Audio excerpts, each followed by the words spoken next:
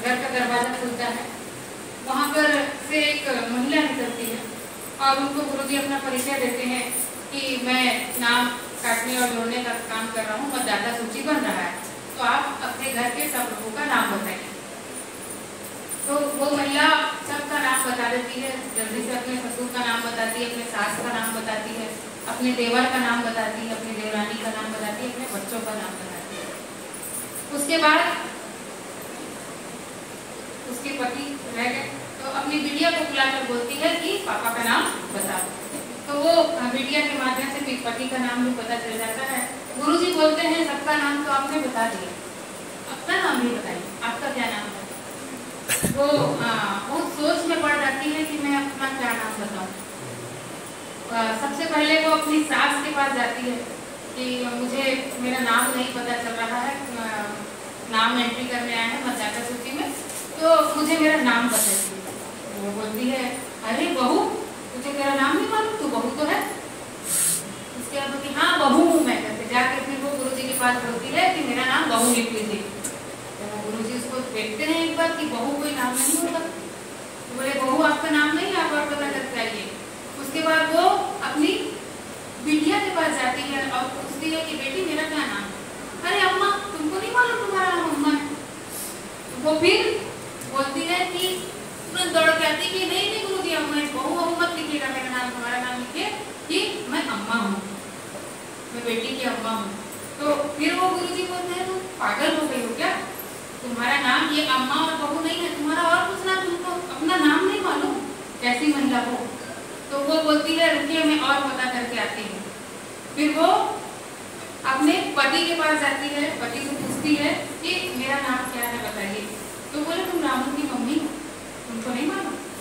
फिर आके बोलती है कि मैं रामू की मम्मी हूँ। फिर भी वो गुरुजी बोलता है कि आप कैसे बात करती हैं, मैं मतदाता सूची में ये नाम थोड़े नहीं लिख सकता हूँ, आप मुझे सही नाम बताइए। फिर वो बोलती है मैं कहाँ जाऊँ नाम पता करने के लिए। तो पड़ोस में जाती है, तो पड़ोस में बोलती है कि स्वीटी की मम्मी। पड़ोसन अरे स्वीटी की मम्मी तो हो तुम, और क्या रामू की मम्मी, स्वीटी की मम्मी, यही तो तुम्हारा नाम है, और क्या नाम है। फिर वो आके फिर से बोलती है, तो बोलती है गुरुजी बोलते हैं कि नहीं आपका ये नाम नहीं है, आपका कुछ ना कुछ नाम होगा, जब आपने जन्म लिया है धरती पर तो आपके कोई ना कोई नाम किसी ने रखा होगा। तो उसको याद आता है कि हाँ मुझे मेरा नाम शायद मेरे मायके में पता चलता है, यहाँ तो मैं किसी की बहू हूँ, किसी की माँ हूँ, किसी की भाभी हूँ, तो मैं अपने मायके से पूछ के आती हूँ गुरुजी पास में ही मेरा मायका है, आप थोड़ी देर प्रतीक्षा करिए। तो ये सोचते हुए वो अपने मायके की ओर चल पड़ती है। वहाँ जाती है तो वहाँ तालाब के पास उसको उसकी सहेली मिल जाती है और वो सहेली उसको बोलती है अरे सुशीला तू इतने दिनों बाद दिखाई दे रही है। तो वो बहुत खुश हो जाती है कि मेरा नाम सुशीला है। वो नाम उसको उसके मायके में उसकी सहेली ने उसको याद दिलाया। वो दौड़ कर आती है और सीधे गुरुजी को बोलती है कि गुरुजी मेरा नाम लिखिए, मेरा नाम है सुशीला।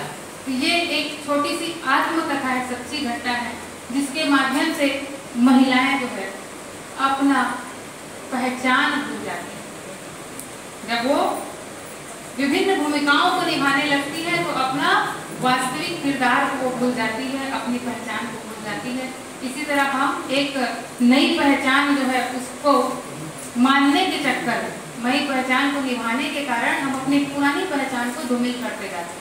वो किसी की बेटी थी, वो किसी की बहन थी, लेकिन सामाजिक परिस्थितियों के बदलने के कारण उसकी वो पुरानी छवि, उसका नाम खुद का, वो धूमिल पड़ते जाता है। वो नए नामों में अपने आप को ढालने की कोशिश करती है और उसके साथ न्यायपूर्वक कार्य करने का भी उन्होंने कार्य किया। इस प्रकार हमको अपनी पहचान, मैं कौन हूँ, ये हमको याद होना चाहिए कि नहीं।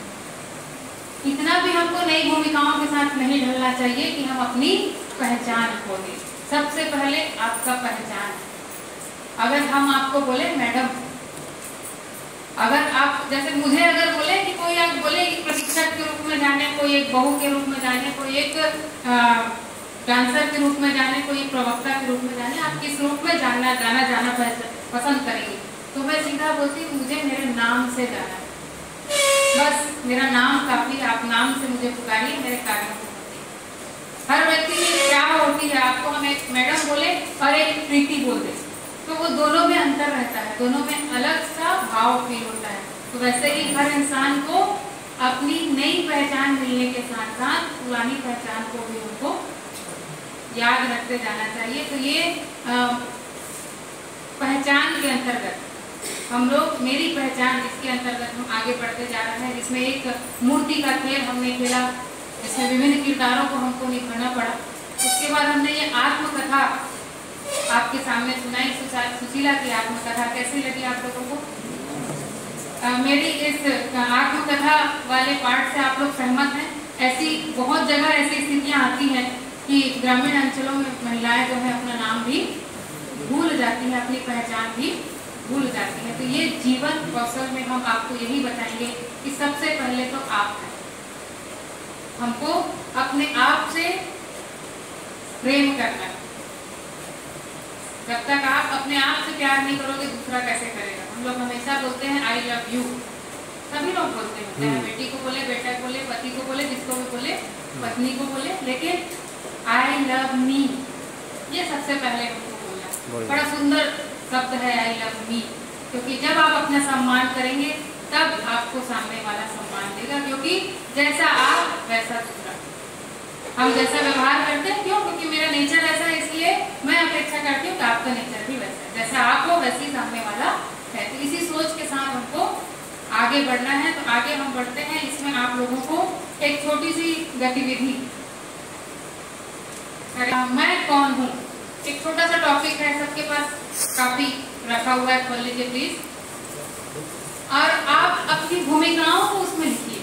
जैसे हमने देखा सुशीला की विविध भूमिकाएं थी, आप भी कहीं ना कहीं अपनी भूमिकाएं निर्वहित कर रहे हैं।